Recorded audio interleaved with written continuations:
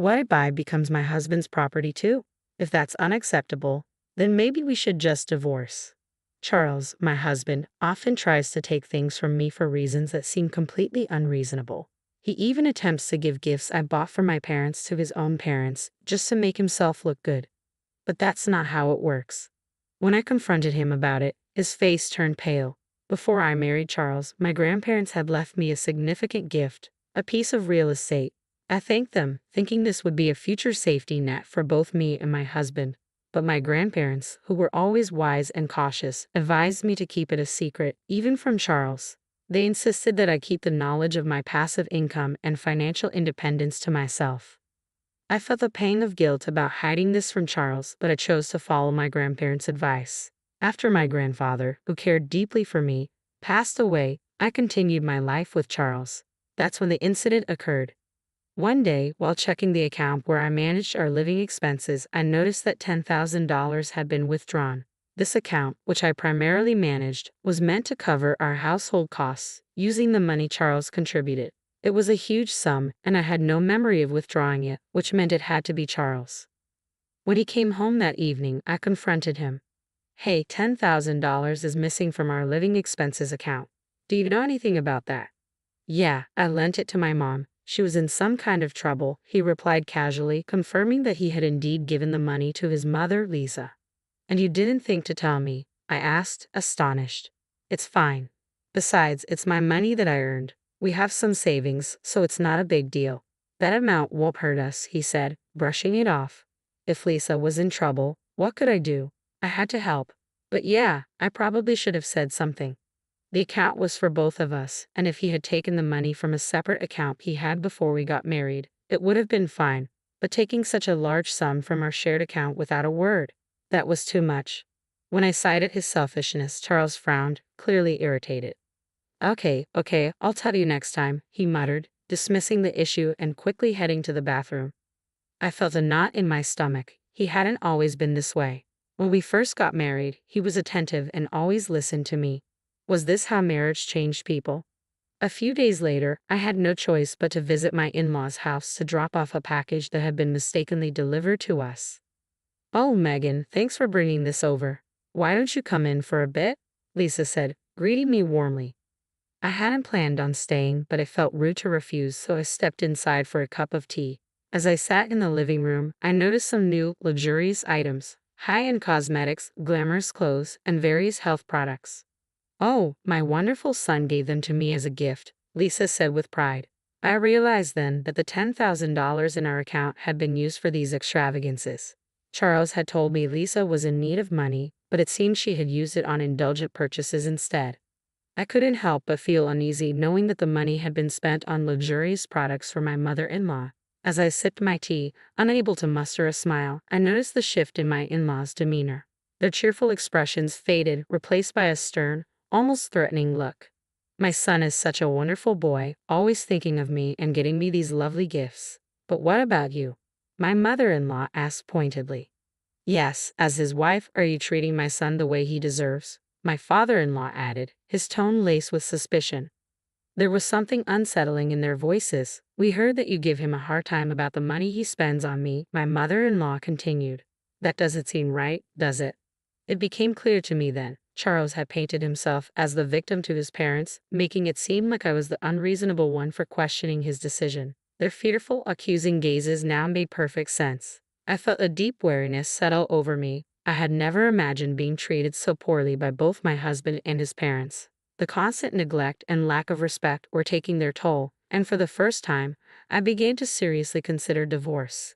I thought that if I divorced Charles, I would return to my parents' house and use my savings from passive income to rebuild their home. The house, a two-story structure built over 30 years ago before my brother was born, had become too spacious and difficult for my parents to manage as they aged. With just the two of them living there now, even the handrails we'd installed for their convenience weren't enough to make it comfortable. A cozy, one-story house would be far more suitable for them. So I immediately called my parents to discuss my plans. Surprisingly, they weren't shocked at all about the potential divorce. Instead, they were thrilled about the idea of rebuilding their home. We're so happy you're thinking of this, my mother said, her voice bright over the phone. Even if we won't be living there for long, it's wonderful knowing it's being done with your income, and you can take over the house afterward. Thank you, my father added. But remember, take it easy and don't overdo it. Their encouraging words lifted my spirits, and I set about planning the rebuild. I was waiting to hear back from the construction company when Charles suddenly confronted me. How dare you use our savings to build a house without telling me anything about it? He shouted as soon as we sat down in the living room. He banged his fists on the table, his face contorted in anger, completely disregarding my feelings. My parents will live in the new house, I replied, trying to stay calm. No, that's not happening. It was built with our joint property, so my parents have just as much right to live there, he insisted, his voice growing louder. Are you seriously planning to cram 4 people into that little one-story house? Shut up and just give me the house, Charles screamed, slamming his fists on the table again. I realized that if he knew about my passive income, his rage would only intensify.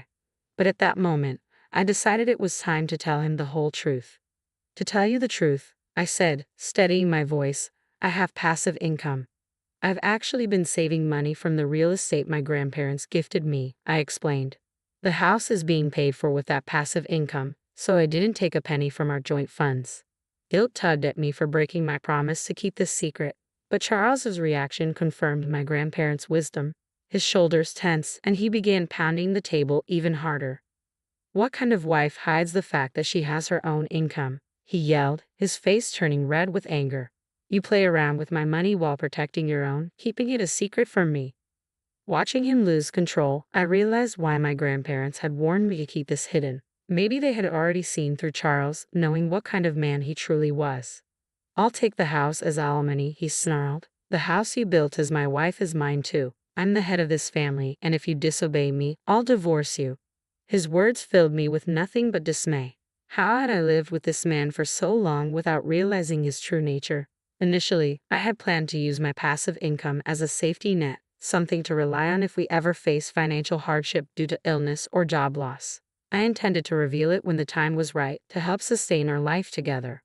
But now, any desire to share that money with him had vanished. Be my guest, I said coldly as I rose from my seat and walked out of the house, leaving Charles and his demands behind. I couldn't stand being near Charles, but decided to stay at a business hotel for the night to cool off. I planned to return home the next day with a clearer mind.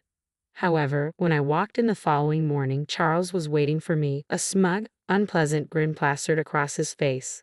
As I entered, he approached me, holding a sheet of paper behind his back. With a smirk, he revealed it. It was divorce papers, already filled out. You're lying about that passive income, aren't you? He accused. You made it up to cover the fact that you were actually taking money from our joint account. His accusations were as baseless as ever, and I found it impossible to reason with him. I had been honest with him from the start, and now I saw no point in trying to convince him further. I'm telling the truth. I do have passive income, I reiterated. Here you go again, Charles sneered. I know you can't live without me. He shoved the divorce papers into my hand, still smirking. Let me know when we can move in, he said with a dismissive wave as if it were all a game. I'm going out for a drink. He patted me on the shoulder and walked out, humming cheerfully, completely oblivious to the turmoil he'd caused. In that moment, I saw Charles for who he truly was. He hadn't changed, he had simply hidden his true nature from me all this time. From the beginning, he had looked down on me, never once truly considering my feelings. Without hesitation, I packed my belongings, filled out the divorce papers right then and there, and left the house for good. I decided to move in with my parents temporarily, explaining everything to them. We agreed to stay together until the new house was completed.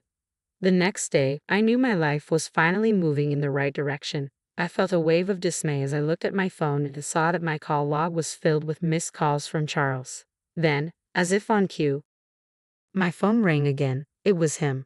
Reluctantly, I answered, hoping this would be our final conversation. Hello. Hey, he said, his voice laced with impatience. All your stuff is gone, you know. His tone left me puzzled. He was the one who had initiated the divorce, so why was he suddenly panicking when I simply left? Yes, we're getting a divorce, so that's normal, I replied calmly. I won't be coming back, so feel free to use the empty space however you like. There was a brief silence on his end, as if my words were finally sinking in.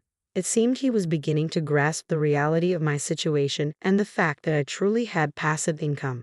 After a long pause, he spoke again, but this time in a tone so sweet and pleading that it caught me off guard. Hey, he began hesitantly. Could you let my parents live in the new house? I don't care if I have to live with your parents too, please? I was stunned. I've already told you it's a small, one-story house, I reminded him. Please, he persisted. I said I'd surprise my parents with a house. His words left me speechless.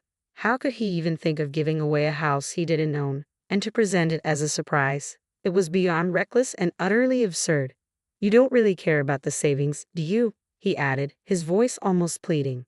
You have no idea how much I was worrying about the money. I couldn't believe what I was hearing.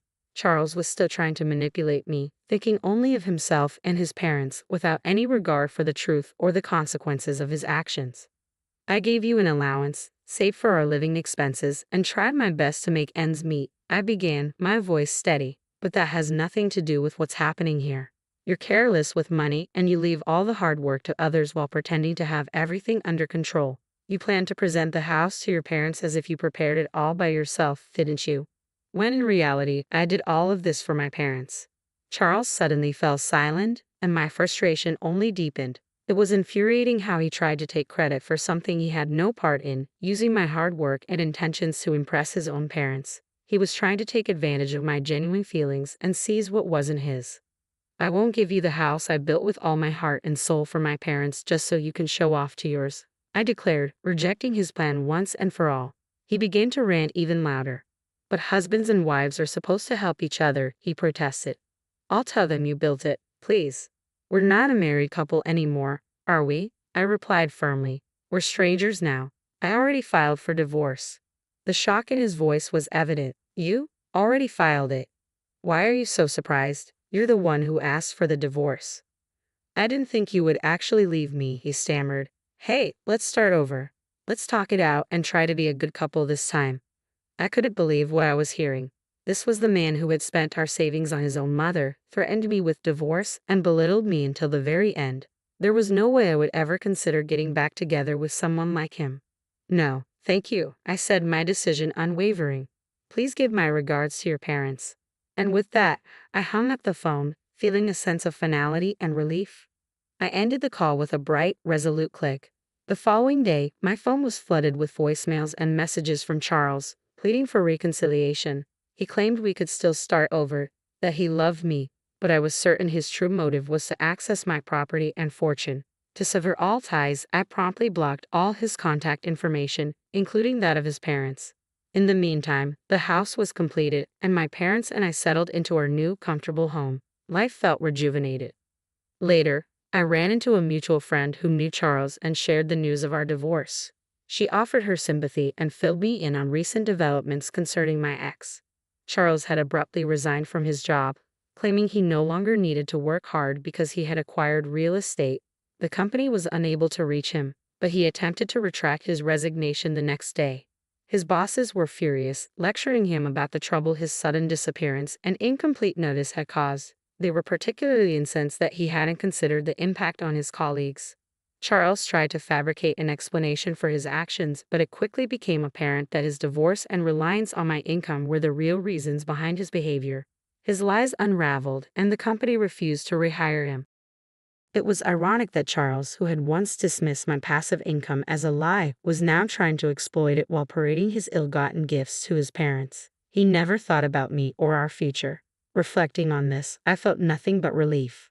I heard that Charles had moved back in with his parents, but they were reportedly harsh with him. He struggled to find a new job due to the circumstances of his departure from his last one. It seemed he was finally facing the consequences of his actions. As for me, I'm thriving. Living in the house I built for my parents, pursuing the job I've always wanted, and enjoying life. My passive income now supports those who genuinely care for me. I feel at peace and content with how things have turned out.